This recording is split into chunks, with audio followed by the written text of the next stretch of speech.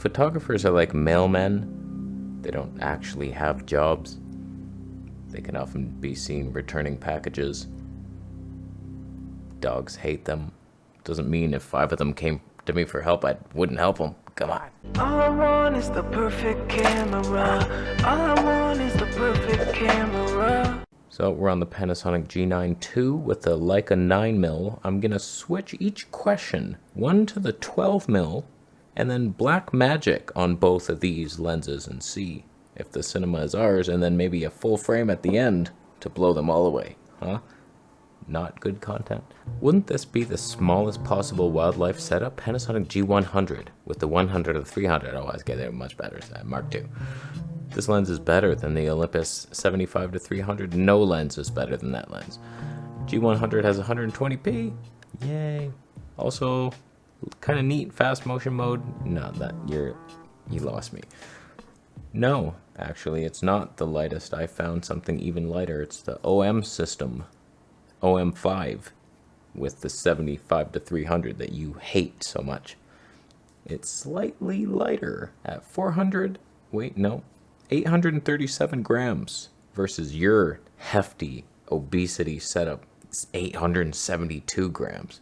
As if anybody could even hold that thing in the air. Yeah, obviously you'd have a pretty light setup, but what I want to convey here is lightness is not always the best thing. Like, okay, this is the lightest possible. The Fuji XS20 with the 70 to 300 would blow both those out of the water with a missile heat-seeking.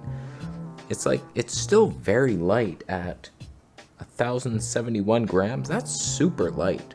So like, yes, of course, your other ones are lighter, but they don't do as much. This one's like autofocusing in 240 frames per second, whereas your other guys are single autofocus or manual in 120.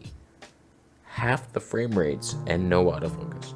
The Stabe, I don't know, man, your G100 has no IBIS, and then my OM5 has IBIS but no lens Stabe. Fuji will sync to your heart's content. It's very stable, unless you move.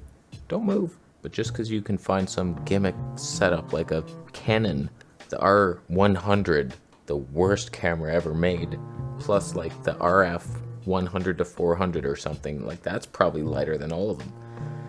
It would suck. Have some dignity, you loser, like me hiding the microphone out of the shot to get the best audio. We're moving on from you, and I'm switching to the Leica 12mm now. 9mm, not bad. How's the autofocus?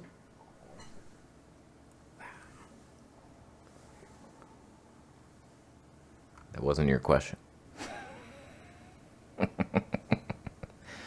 12mm, 21.4. Oh man, I definitely used to have this lens. Why did I sell it? I'm so sorry, Marcus Picks. But we get it back now at a loan. But if it impresses me enough, I might buy. If Panasonic puts phase detect autofocus in their Micro Four Thirds line, would you consider switching back? Maybe for cheap anamorphic lens op. Those are manual only. Oh God, how did you get let out of your cage? Look, that is the situation we're actually facing. G9 II now has phase detect. Am I switching? Well, here's the deal. It's weird because I haven't actually reviewed this yet. Even though I've already released my review for you, I'm in the initial testing phases. I've made a vlog on my Vegetable Police channel with it, testing all the stuff. What can I do with autofocus? What works? What doesn't? And so like now, I'm seeing it. So far from what I've seen, it's pretty good. It's better than the GH6 was, but we still don't do autofocus in 240p or 300. That's like a deal breaker for me, man, because I would get something like this for a travel option. So I'm like vlogging and then I do my slow motion street videography of the city. So like on paper, it's so good. I just don't understand why they don't have the phase detect in the super slow-mo. Super annoying. So we've already been over that most likely in my review, and I've yelled at them hard enough. But like, it's okay. But as we'll see, if you're doing like a vlogging plus wildlife setup, it's not the lightest lens I've ever seen. When I was told about the G9 II's existence, I was just reviewing the Fuji XS20 at the time, and I thought, Panasonic, way better stabilization. Can they do the autofocus in slow-mo? Ah. So that's like kind of a deal breaker, but the Fuji is so unstable. I thought it was the optical stab fighting with the IBIS. It wasn't, because I did a whole test. Do you want to see it now? Okay, Fuji, you have one last shot. We're at Aiden Camera. They let us test a little 14mm 2.8. If the audio, if there's one gust of wind, this will be a voiceover, but I wanted to see if a non-stabilized lens was somewhat doable. If we're careful, we're in classic neg. I'm in the shade. There's a pigeon. I'm not gonna lie to you. This is about to get exciting. It's coming right here. Oh boy. Oh yeah. Oh yeah. Okay, that's not good content. Just move along. Is it stable? Now I'm in focus. How dare you?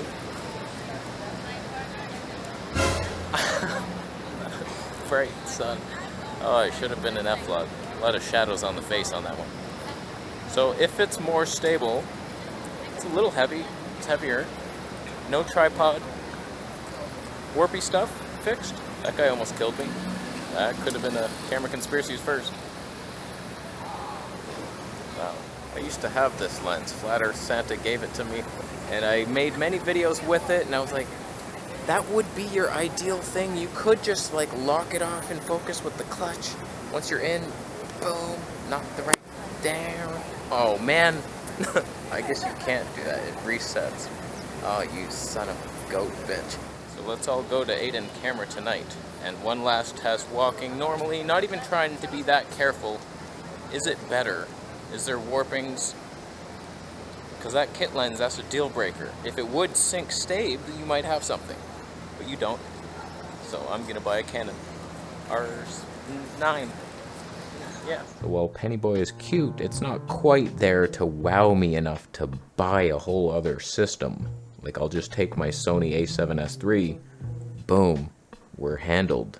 It's like, you have to beat that. You have such an advantage. You have like 4 times less data to work with. You should be beating the a7S III specs, and you're still like catching up from Sony 3-year-old technology. That scares me. And the ZV-E1 is lighter. Scary stuff. Okay, let's switch to Black Magic with these lenses. Wow, what content. I debated this exact combo. 9mm, it's like almost wide enough. What is the focal length? It's like a 27mm Tony 5 with Leica 3D pop potential. In the 9mm, you don't know that there isn't enough in there. Next to me is a Pretender. He uses Panasonic algorithms. It's a digital image. Even though it's the same lens, this is Blackmagic RAW, 12 bits. How many bits? 10 bits? That's unfortunate, because it's an algorithmic scale, where 10 plus 2, it's not plus 2, it's like multiplied by 2 dimensions and stuff. Panasonic, you suck.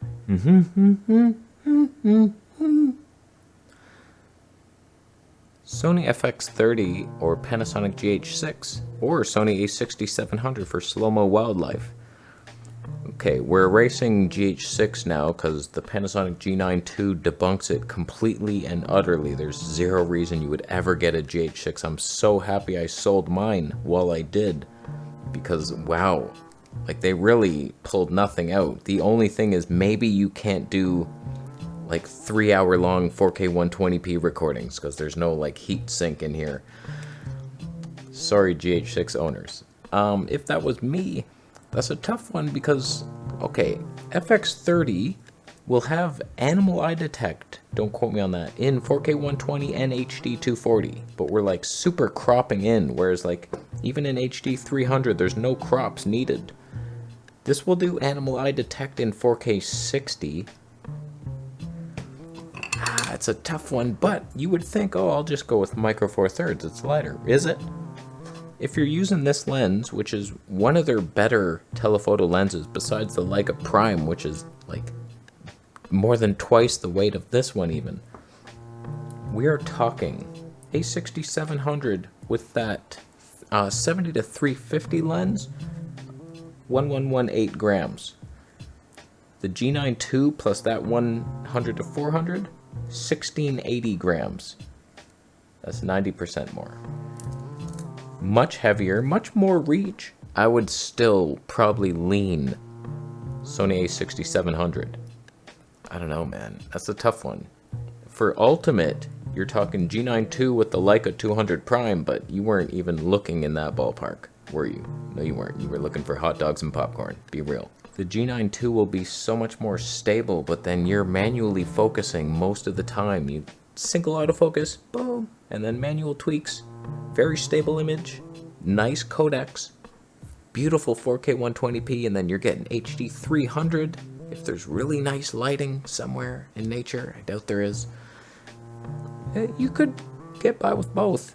I think the A6700 setup will be cheaper. Conundrums, man. I would seriously consider the Fuji XS20 with the 70 to 300 in that mix, because similar, if not better, beauty Fuji colors. Wow. Okay, let's switch to the 12 first. Let's switch to the SLR Magic 12mm 1.6 and see if this is on par with the Leica 12mm. It could be. Okay, before we get to this next loser, we got the 12mm 1.6, an SLR Magic lens. It had character. Someone recommended it, one of you assholes, and no one will buy the damn thing, so we still have it. I'm losing hard every day. I'm going to switch now to the Leica version. I've debated upgrading for this camera. That would be your ultimate lens. That's not even it. Is the Leica better than this third-party potential? I hope not. Now we're on the Leica 12mm 1.4. Is that really better than this cute little SLR Magic? It is cute. You can't say it isn't. It's an wow, that's a long focus throw. Oh, I hate this lens. No wonder no one will buy it. I have to imagine the Leica 12mm is sharper than the SLR Magic, but is there more 3D pop? No one cares about that. What is the worst piece of gear you've ever bought? I have debated this. It might be this Blackmagic camera. It's so annoying to set up. Like, for this type of show where I have to read questions off my screen, especially, because I have to HDMI it to see the focus. So it's like I have to do that. It's like, okay, press record. Okay, that's running. Hopefully nothing goes wrong. And then switch out into my regular computer. It's really annoying. And like taking it outside, it's very clunky once you have that big battery grip. It's like so awkwardly shaped. It's not only the camera plus a long lens, but also a huge hump for the battery. So it's like, do you take the battery off? And it hurts to do it. You have to press it. Ow. So taking it anywhere is really annoying. And is the image that good? It's kind of fun and vintage. But is it worth it? Oh, there's no slow-mo in here. Like, it's the dumbest thing I've ever bought. Just for the look. Just to see what it would be like to have a 16:9 sensor, low, 2 megapixels, 1080p only, just meant for the cinema. 12-bit RAW. It's nice. But it was dumb. It's the dumbest thing I ever bought besides the Fuji X-H2S. That might have been the dumbest purchase. On paper, that would have been like amazing to have this new Fuji better autofocus, but for whatever reason, the stacked sensor does not allow 240 frames per second to look nice. The XS20 looks way better than the X-H2S, which is like 3 times the cost probably. So the slow motion being so disappointing in that camera, and the stabilization was very jerky, and the autofocus was good, but like not super 100% reliable, coupled with the fact that I overpaid for it. And my last item that I probably shouldn't have bought was that Voigtlander 20mm 3.5 Donnies. I never use it. Once I got the 24mm 1.4L lens, original Mark 1, I was like blown away by it, and I was like, why did I choose that? I was debating those two lenses, and I went with the Voigtlander, thinking it would have like more 3D pop and the manual focus. I could vlog with it as 20. dumb. All right, for the last question, we switch on over to Canon Boy with that 24mm L lens and see, does a cheap old Canon beat everything we've tried here just because it's full frame? It might. Okay, Canon EOS R. I'm surprised how much I like this camera after trashing it for the first couple years of its existence. It really is underwhelming in the specs, but like just for this, you could do worse. So what I'm curious to see, versus the Leica 12mm, which is not in my hand, is that like a loser? Is like that's what it was trying to do. Leica 12mm 1.4 is trying to replicate this Canon lens. And are you seeing a difference? Is there like, oh, half the tone is just so disgusting, but there could be 3D pop on that? You don't know. Just going back and forth here, are you seeing the difference? I hope you're not, 'cause that would suck. But do you see what I have to deal with the black magic and all this stuff? It's like, holy cow, bringing that anywhere. And then like that screen when you're outside trying to see focus is really hard, especially if you're moving around. My friend lent me the 12 to 35mm 2.8. It's stabilized. I might go out and get some shots handheld with this, but I just remember like trying to get focus. It was so hard. This stupid battery. My God, what a dumb purchase. Was that your question? Lumix S5 II, $17.99 new, no lens, or Sony A6700 with 18-135. Oh, $17.99. Can't decide. It's a garbage lens. Your comparison is the dumbest. Why would you want that thing? What are you gonna do with it? 18's too tight to vlog with, and it's super heavy. And then you have like an awkward 135. For what? For who? The dumbest. Oh my God. If we're talking like S5 II with the 24mm 1.8, or the Sony A67 with the 11mm, something like that, or the 15, then we have a comparison, and I would probably lean Sony. I don't even know if it does 4K 120p. I have to confirm. Not that I fully trust DP Review nowadays. It's the B squad living out of their mother's basement. They're like, we're still running the show. Where's the craft dinner, Mom? 4K 120. Is it? Yeah, 4K 120. It does it. Holy shit. Holy laughing shit. They don't even mention one HD spec. DP Review, you have lost your ways. Find yourself up the stairs out of your mother's basement. Get a real job. That beats the Panasonic S5 II specs. The only way the Panny Boy wins is by Stabe, which is nice, and you're full frame, but like your lenses kind of suck, unless you get Leica glass, but that's a couple coins. I would have to lean Sony, wouldn't I? I would. Sad. I would go ZVE1. If you're aps-c, you're a moron, but that's your problem. Grow up. So to recap here, Panasonic G9 II with the Leica 9mm is what we started with. If you were to switch to the 12mm 1.4, you would possibly have a better looking image, unconfirmed. We ended with a boom, full frame version of that. That's too bad. And then of course the Black Magic at 9mm 1.7 was pretty sweet, 12-bit RAW. Could you see the difference? Probably not. And then we put the 12mm on that, which was the old SLR Magic at first, but then we had downright went for the Leica, and that's what that looked like. Wow.